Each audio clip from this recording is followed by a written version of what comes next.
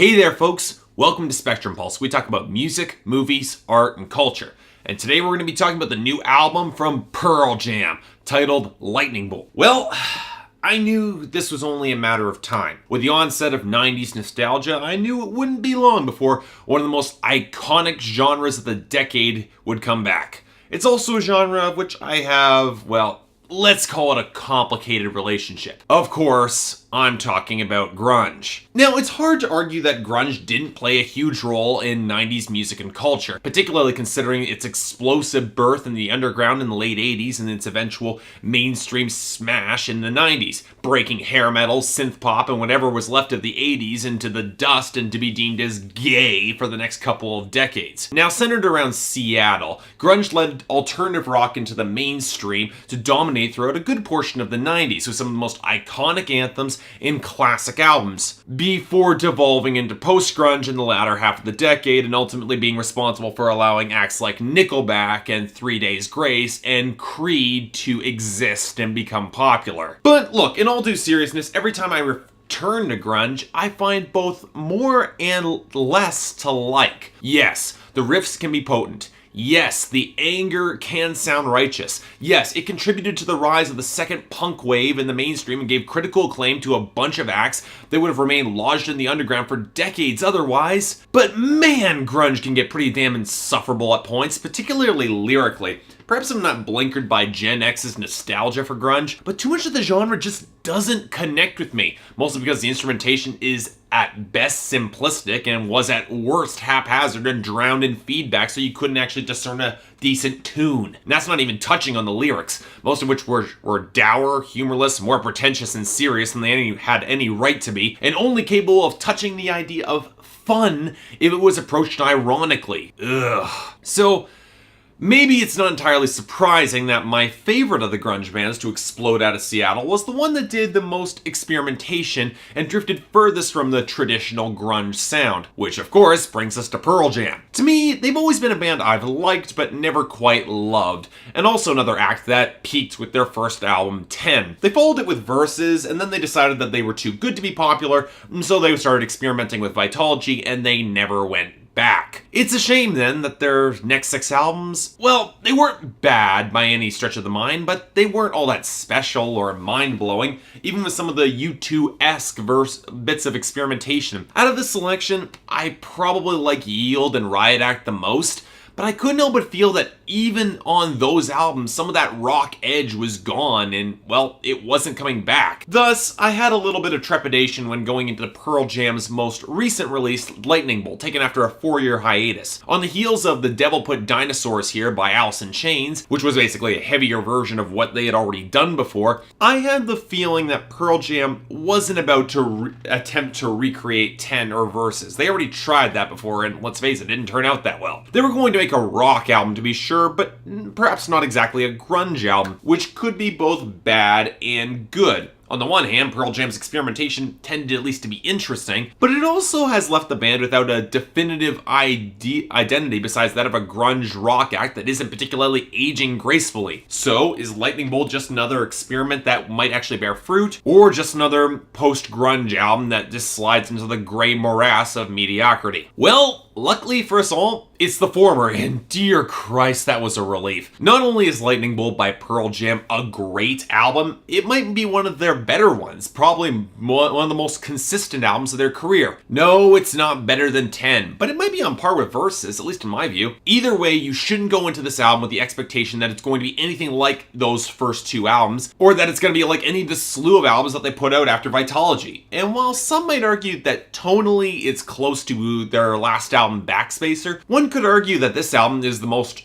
energetic that they've ever sounded in their careers. Because here's the thing.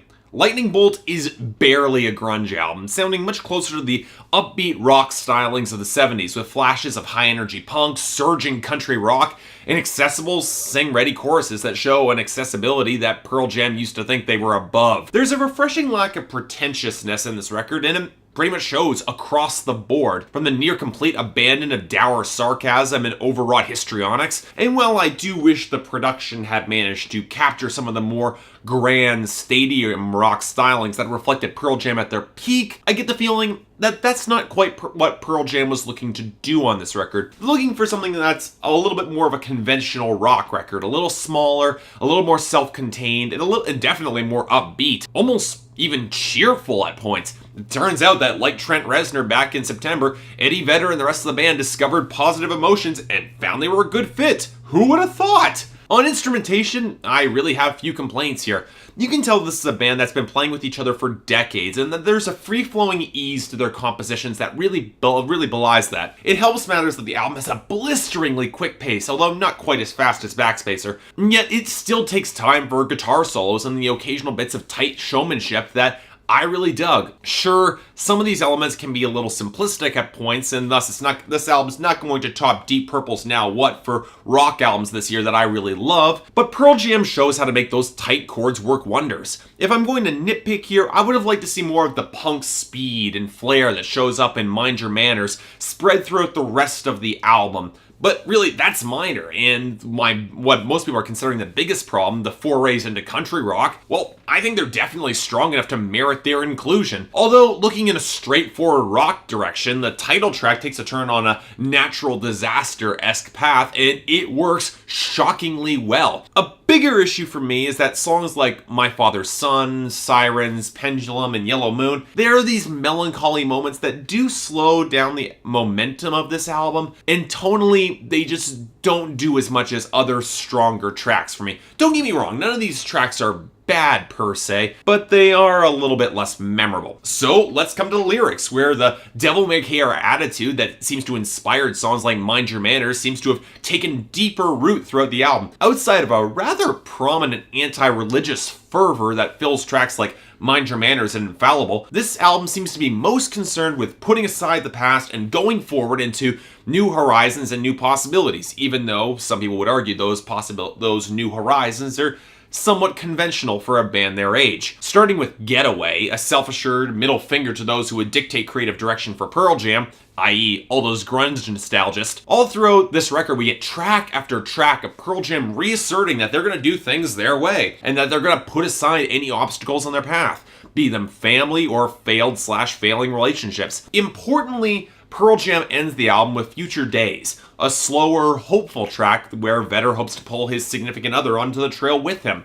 A trail where he's weathered everything that they can throw at them, and yet he still remains. They're still here in the end. It's almost a bit of a meta-narrative for the band itself. And it really helps matters that Vedder is just on fire on these tracks, full of plenty of expressive passion, and he's able to actually sell barefaced optimism, which honestly, his voice chooses to be a better than expected fit for it. I was actually surprised how well his voice fits with this sort of material. Now, if I'm going to raise any larger nitpicks on the reasons why this album isn't quite a classic, they'd be surrounding the lyrical content, because the material is a little bit less complex than the emotionally resonant songs that Pearl Jam was known for at their best. The closest this album comes to Jeremy or Daughter or Better Man is probably Infallible, a song that musically sounds unlike the majority of Pearl Jam's output with its tighter, more interesting groove, but lyrically it serves to dissect our own human desires to fall into a comfort zone,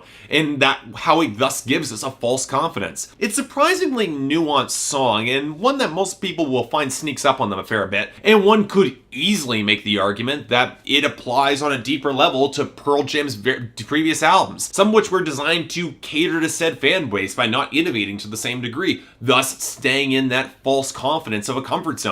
But really, when straightforward optimism is delivered so well and with so much enthusiasm as Pearl Jam brings to the table, well, it's infectious, and given my own preferences, I'll take this over dour grunge any day. Yes, it's not as great as an ambition as what they were attempting to do with Vitology, but it actually succeeds in what it's trying to do. And on that note, I find it hard to criticize the thematic progressions of this album. So yeah, Pearl Jam's Lightning Bolt might barely be a grunge album, but god damn it if it isn't a great rock album. Unlike so many of their peers, Pearl Jam seems to have finally discovered a sense of upbeat fun, with enough instrumental prowess and solid hook-laden music to back it up. Look, it's not quite perfect. A few songs could have been trimmed back a little bit, and I would have preferred the lyrics to have a little bit more emotional heft at points, but I'm not going to complain about what we get here. It's an 8 out of 10 from me, easily, and it gets a solid recommendation. If you're a fan of Pearl Jam, hell,